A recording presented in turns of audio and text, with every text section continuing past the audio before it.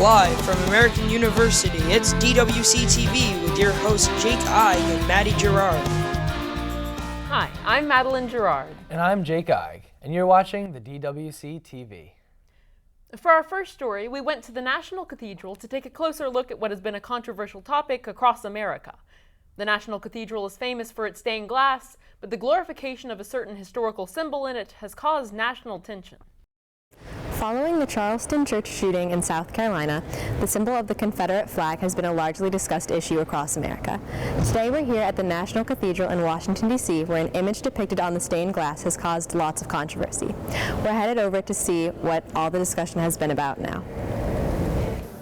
So the purpose of stained glass is to tell a story. And if you look at any of the stained glass windows in here, they all tell a different story. Most often Christian story, but it's also the American story. And what's concerning to the cathedral dean about these windows is that they tell the American story from a very one-sided point of view. On Sunday, June 28th, the Very Reverend Gary Hall gave a sermon denouncing the presence of the Confederate flag in the stained glass window of the cathedral, which received a standing ovation from the congregation. There simply is no excuse for the nation's most visible church to display a symbol of racism, slavery, and oppression. What was appropriate in 1953 doesn't really work in 2015 anymore. And so it's not about trying to censor Robert E. Lee or Stonewall Jackson or erase them from our past. It's about telling American history in a more balanced way that, that tells the whole story and not just one side. We headed over to the National Mall to ask people how they felt about the issue. I have a problem with that. That flag kind of represents a lot of negativity for African Americans. I mean, cathedrals are supposed to be all inclusive and religious places. I think it's supposed to be a safe place. They're going to have to take that down. That should have been down. Don't you think so? I don't think it should have never been in the cathedral. The dean doesn't have the power to do this by himself, which is actually a good thing. No dean should be able to say, oh, I like that, I don't like that. This is not his decision alone. So it's going to go to a fine arts committee first, and then it's going to go to the board of directors, basically. What we don't want is for this view of history to go unchallenged in the middle of the sacred space. That, to this cathedral at this time, is not appropriate. We're wrapping up our story here at the National Cathedral. Now back to you guys at the studio. And thanks, Nicole, for engaging us in this national discussion. Every year there's a special festival held by the Smithsonian that draws in more than 1 million visitors to D.C. Let's go to Sophia to hear about this event. Thanks, guys. This year the Smithsonian is honoring Peru at their annual Folklife Festival. Through food, music, and activities, the festival is bringing cultural diversity to D.C. Every year, the Smithsonian hosts the largest cultural event in D.C. on the National Mall for 2 weeks. More than 1 million visitors go to experience a culture different than their own through free activities and events. Peru is one of the most diverse countries in the world, so that's something that we really want to highlight about Peru, the different regions and the different cultural traditions and how people relate to their environment, to things, to food, but also how things are interconnected between regions. So even though there's a lot of diversity going on, there's a lot of things that are also going back and forth between different regions of Peru. It's a 48-year-old tradition that has brought in more than 90 countries and 23,000 artisans and performers to D.C. The festival features masquerade dancing, urban art presentations, cooking lessons, and a display of Peru's crafts including reed rafts, ceramics, and textiles. Me siento muy orgullosa de haber traído. I feel very proud to bring my music to Washington, especially to this festival because it is great to exchange cultures and share that with everybody. One of these events is the Quechua language lesson. Quechua is one of Peru's official languages and was spoken by the Incans. The language is still spoken today by over 3 million people in Peru. The language lesson, taught by native speakers, teaches kids and adults colorful words and sentences in this ancient language. The festival has allowed visitors to be immersed in Peruvian culture, and I can't wait to see what countries will be featured next year. Back to the studio. This was the 48th Annual Folklife Festival held by the Smithsonian. Thank you, Sophia, for teaching us more about the culture of Peru. Quinoa is a grain that has gained popularity among many American and European families. We'll now turn to reporter Sky Ray, who will tell us more about one of the world's healthiest foods. Hello, my name is Sky Ray, and I'm here reporting at the 2015 Folklife Festival. This year's country of focus is South American country Peru.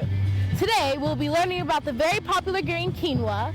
We will see a demonstration of how it's made. We will also talk to a Peruvian farmer about his experience in growing the very well-known and popular grain quinoa. A lot of time here to be cooking, so that is very cool.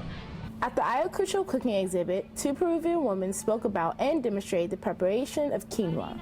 Quinoa can be cooked into many different foods, such as salad, different desserts, and even several Peruvian drinks. Today, we got a glimpse of how to cook quinoa into a tasty pudding. Some ingredients included raisins, cinnamon, and apples. We then interviewed a quinoa farmer to get his perspective on what it's like to grow the popular grain. I've been a farmer all of my life. I was born into it. My grandfather had a farm.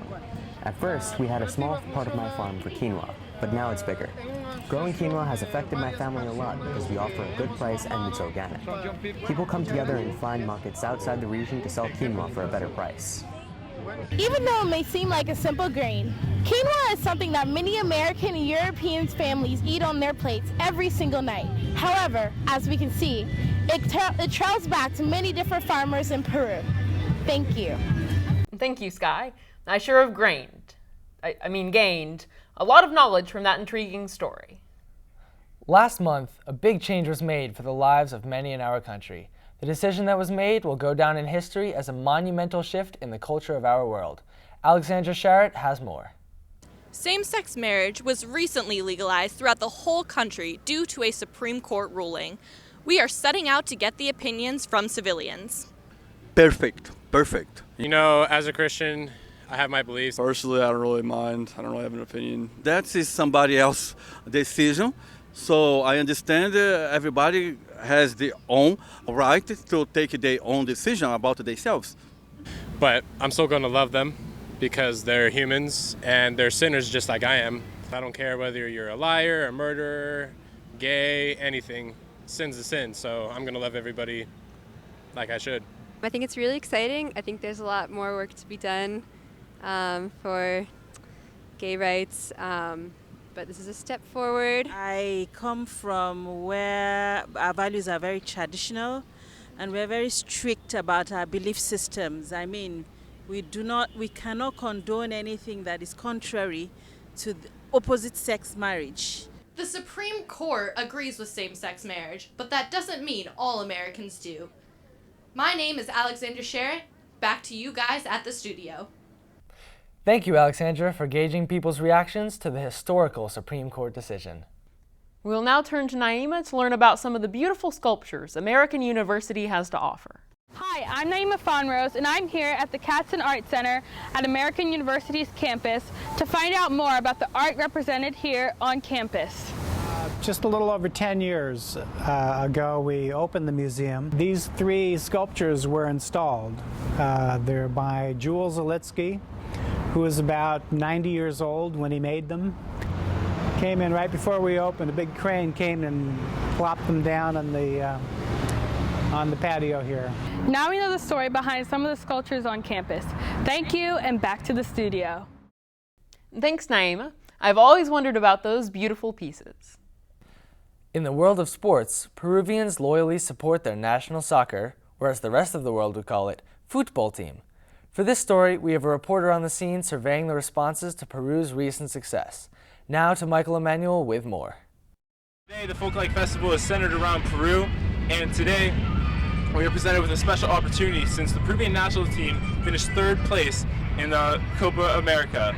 We are going to go around and ask some of the Peruvian people how they feel about the return to success for their national team. Let's jump into it.